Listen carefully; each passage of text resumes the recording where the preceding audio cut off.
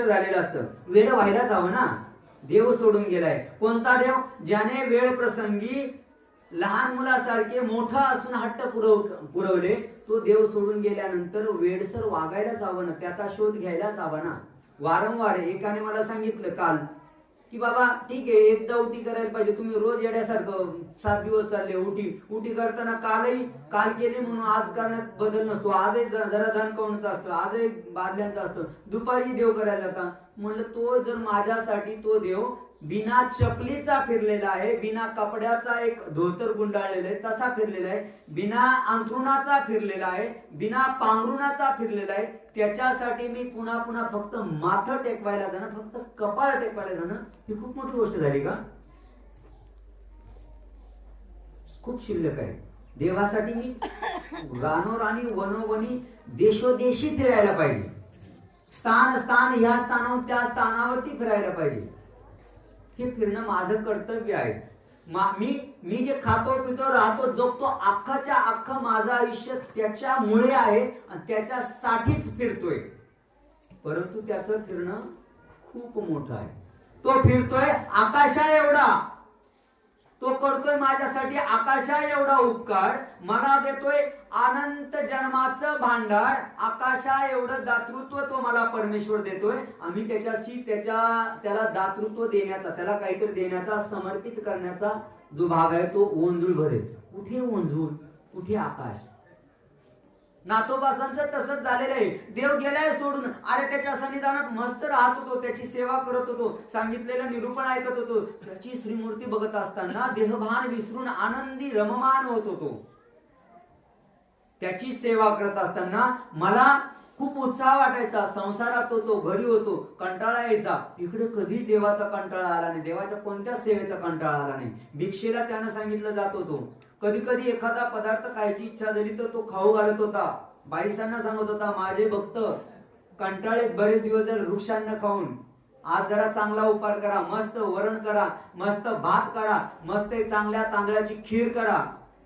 माझ्या भावना तो देव समजून घेत होता. त्याच्याशिवाय मला जगायचंय, मी आता नाही राहू शकणार, वेळ आहे, पण स्वतःला संपवता येत नाही का? त्याच देवाने सांगितलेले आत्मघात करायचा नाही, म्हणजे मरता येईना म्हणून जगायचं आहे. नाथोबास एक दिवस एका गावाला पश्चात पाणी परिश्रयाला जातात, दीर्घ शंकेला शौचास जातात आणि तिथे गेल्यानंतर त्यांना सोन्याने भरलेली कढई वरती आलेली दिसते. सोन्याच्या मोहराने भरलेली कढई, हंडा वरती आलेला दिसतो. काही क्षण त्यांच्या मनात विचार येऊन जातो, अरे आपण घ्यायला पाहिजे. काही सेकंद, पण दुसरंच म्हणा आता घेऊन काय करू?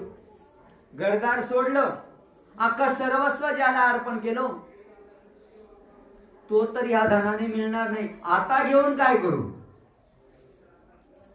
आता मला या धनाचा काहीही उपयोग नाही. आणि काहीशे त्या ठिकाणी नाथोबास देवाशी आर्त रूपाने भांडण करतात.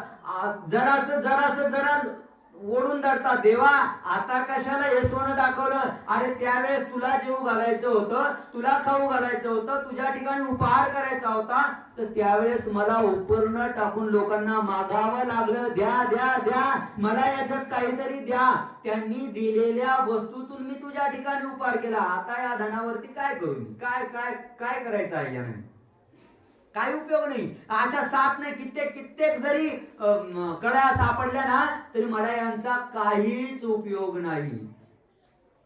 देवाला म्हणतात, देवा मुद्दाम दाखवली ना तू ही कढई, मला माझी परीक्षा घ्यायची. तुला कशी परीक्षा घ्यायची बघूयात. नाथोबा माझ्या सन्निधानात किती योग्य झाले. आता जर सोन्याच्या मोहरा दाखवल्या तर यांना लोभ उत्पन्न होईल का? हाव उत्पन्न होईल का?